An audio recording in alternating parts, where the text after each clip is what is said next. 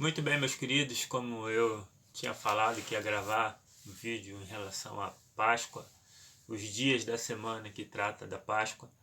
Estou aqui no estúdio da Simone, vocês veem aí, né, um estúdiozinho formado para dar aula. Peguei o estúdio dela emprestado aqui no escritório, mas nós estamos aqui pensando nesses dias importantes, e esse vídeo é justamente sobre quinta-feira. Como foi a quinta-feira de Jesus, a última quinta-feira, a quinta-feira que precede a crucificação. E o que a Bíblia nos diz a respeito disso é que Jesus ele tem a ceia com seus discípulos, né, o famoso texto da ceia do Senhor, e ele faz com que aquilo seja um momento eternizado. E ele fala em Lucas lá que desejou muito estar com seus discípulos e celebrar a ceia do Senhor, né, passar aquele momento importante com os discípulos. E ele foi, depois de ceiar com seus discípulos, eles saíram para o Monte das Oliveiras, onde fica também o Jardim de Getsêmani, e ali ele faz uma oração. E a gente vê no Evangelho de João a preocupação dele em orar pelos seus discípulos. E ele, na sua oração, ele diz o seguinte, né, não estava mais preocupado com ele, até porque ele está assumindo, né, conversando com o Pai, ele disse, eu estarei assumindo a glória que tinha contigo desde antes que o mundo fosse formado. Mas eu me preocupo com esses que vão ficar aqui. Então a preocupação de Jesus sempre foi conosco, nunca foi com ele mesmo. Jesus ele veio com propósito, com vários propósitos, mas o propósito absoluto, o propósito maior, era dar a vida por todos nós, é ser o nosso cordeiro que tira o nosso pecado do mundo, que cumpre essa parte de sacrifício, como eu já expliquei para vocês, porque o sacrifício de Jesus, porque os 33 anos, tudo isso já está explicado em outros vídeos. Se vocês quiserem acompanhar, podem ver nos outros vídeos. Mas Jesus ele tinha essa ambição secreta de dar a vida por todos nós. Ele veio, curou muitas pessoas, sim, mas não era o ministério principal. Ele veio, falou muitas coisas, nos ensinou a lei, mas não era o ministério principal. O principal objetivo de Jesus aqui nesse mundo era dar a vida por todos nós. Estava chegando o momento, então ele falava com o Pai. Olha, Pai, eu vou estar em pouco instante de novo com a glória que eu tinha desde antes da fundação do mundo. Vou estar contigo, mas eu não me preocupo comigo, eu me preocupo com aqueles que eu estou deixando atrás. E que o Senhor guarde eles, porque o inimigo vai se virar contra eles. E que quem são eles? Somos nós, eu e você. Jesus, no momento da crucificação, ele estava preocupado conosco. Então Jesus, ele faz essa oração no Jardim das Oliveiras, né? Que é chamado Jardim de Getsêmani. E é uma situação assim, muito chocante para quem já esteve lá no Jardim de Getsêmani. Eu percebi que de lá a gente via o Jardim de Getsêmani fica bem abaixo do morro que sobe para Jerusalém. E Jesus ele orava voltado para Jerusalém. Era uma oração dramática, porque Jesus olhava para onde seria a cidade da sua condenação. Ele sabia que ele entraria em Jerusalém e dali ele só sairia morto.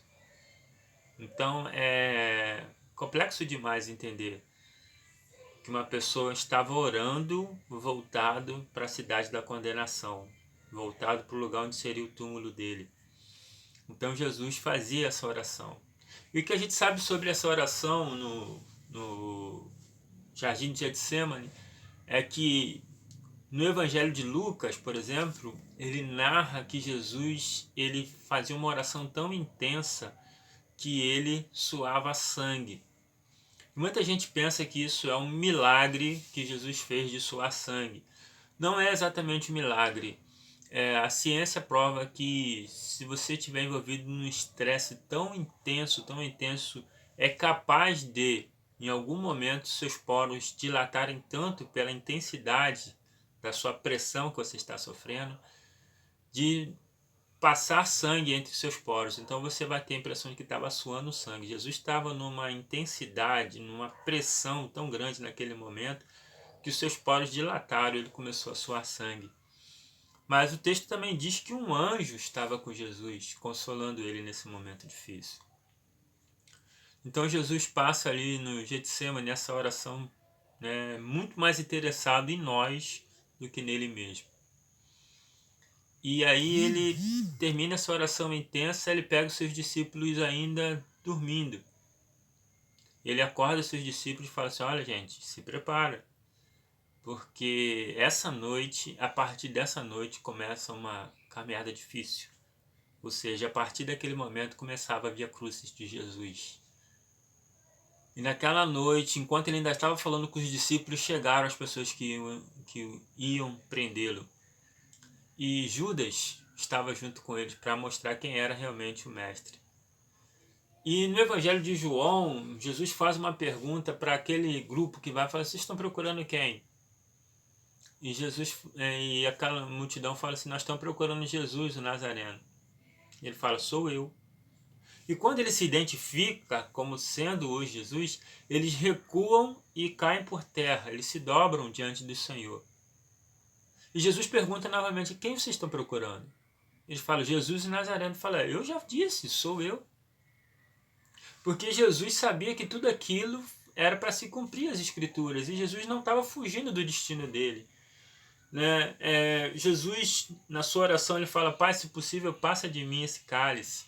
Passa de mim essa pressão, né? Passa de mim essa angústia pelos meus, mas não fugir da finalidade dele final, que era entregar a vida. E Jesus é levado por aqueles homens à casa de Anás e Caifás, sogro e genros, que eram os sumos sacerdotes da época. Pessoas com autoridade para julgar até certa instância. Mas quando se tratava de morte, já não era mais com eles. Eles não podiam matar uma pessoa, eles tinham autoridade, mas não podiam matar porque a terra estava, aquela região estava sob domínio do Império Romano e só o Império Romano poderia dar ordem para executar uma pessoa. Então Jesus é levado para a casa de Anás e Caifás e começa ali o julgamento, e Pedro acompanha Jesus de longe. Porém, Jesus já tinha dito para Pedro que ele padeceria, seria crucificado, e Pedro disse que não ia deixar de maneira nenhuma que isso acontecesse. E Jesus falou para Pedro, olha, antes que o galo cante, você vai me negar 3 vezes. E esse julgamento entrou pela madrugada de quinta para sexta. E várias pessoas davam testemunhos, mas testemunhos falsos e desconexos. Então eles não tinham capacidade de condenar Jesus pelas informações que as pessoas estavam dando. Jesus percebeu que não estava sendo condenado, eles não conseguiam condenar. E o sumo sacerdote catucava Jesus para ver se Jesus falava alguma coisa e falou assim, e você não diz nada? Essas pessoas dizem tanto falso testemunho a seu respeito, você não diz simplesmente nada? E Jesus, não. No caso de hoje, né? Não, estou de boa. Porque qual é a pior coisa que pode acontecer no julgamento? A pessoa ser condenada. E o que Jesus queria? Ser condenado. Jesus estava no julgamento esperando a sua condenação. Ele tinha que ser condenado. Ele não podia sair dali absorvido. Então ele deixava as pessoas falarem, dizerem os falsos testemunhos, falar alguma coisa contra ele, ele deixava. Não, fica à vontade, fala aí o que vocês querem falar. No final de tudo eu vou ser condenado? Então é isso aí que eu estou querendo. Mas como as coisas não estavam acontecendo assim, como as falsas testemunhas não podiam ter argumento suficiente para julgar Jesus, Jesus então ele quebra o silêncio para falar algo que o condenaria. Ele falou assim, vocês realmente não vão me condenar, então deixa eu pronunciar alguma coisa. Então ele vai e fala assim, olha, vocês verão em breve, me verão em breve, vindo sobre as nuvens, eu vou sentar à direita do meu Pai, vocês vão me ver sobre as nuvens com poder e grande glória vindo sobre vocês. Então Caifás, que era o sumo sacerdote, ele se irrita com aquela afirmação, fala, pronto, não precisamos mais de nenhuma testemunha, não precisamos de mais ninguém, Já está condenado. Já está condenado e a gente vai pegar você e vai levar para ser julgado em Roma. Enquanto estava acontecendo esse julgamento, Pedro, como eu falei, estava lá seguindo Jesus de longe. E era uma madrugada fria e ele se achega a uma fogueira que é montada na frente de Caifás, na casa de Caifás. E ali uma criada fala assim, olha, você estava com ele, tenho certeza que você estava com ele. E aí Pedro fala, não, eu tô fora, né? Eu não conheço esse homem. E depois vem outro homem e fala assim, rapaz, eu sei, você estava com ele sim, eu lembro de você no meio da multidão, junto do lado dele lá, pregando para a multidão. E ele fala assim, olha, eu não sou esse homem, não conheço esse homem que você está falando. E aí por fim vem um e fala assim, olha, você é um deles, porque até o seu falar te condena. Até suas atitudes te condenam, você realmente é um deles. E quando nós temos a marca de Cristo é difícil esconder uma luz. A palavra de Deus diz que não se pode esconder uma cidade iluminada na montanha, não tem como. Então, nós, como nos iluminamos com a luz de Cristo, é difícil esconder essa iluminação. E Pedro era iluminado por Cristo. E Pedro, mesmo sendo testemunha no seu falar, no seu agir, que era discípulo de Jesus, ele começa a negar veementemente. E ele fala, eu não conheço esse homem, eu não pertenço a nada disso. Enquanto ele estava fazendo esse discurso, o galo canta. E a Bíblia diz que Pedro sai dali e chora amargamente por ter negado a Jesus. Amargamente.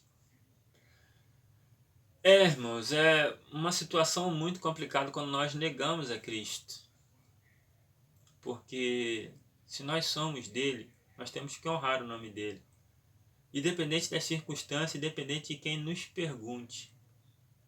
Eu sei que essa mensagem chega a muitos adolescentes e muitos jovens que estão na época de afirmação, de autoafirmação, e querem se mostrar uma pessoa que realmente não é. E muitos deles têm valores cristãos, valores puros, santos, que deveriam ser de orgulho, é motivo de orgulho.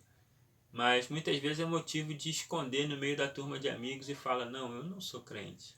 Não, eu não carrego essa luz. Não, eu não conheço esse homem. Mas não acontece só com os adolescentes, acontece com muitos jovens e adultos e senhores que muitas vezes, para se dar bem em alguma oportunidade ou para não ficar mal no meio do conceito familiar, negam a Jesus.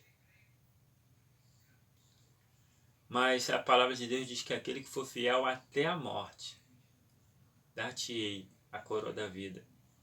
Não negue a Jesus. Jesus ele é condenado pelo concílio de Caifás e ele já estava amanhecendo o dia quando terminou esse concílio e ele vai ser levado a Pilatos, que isso já vai ser na sexta-feira.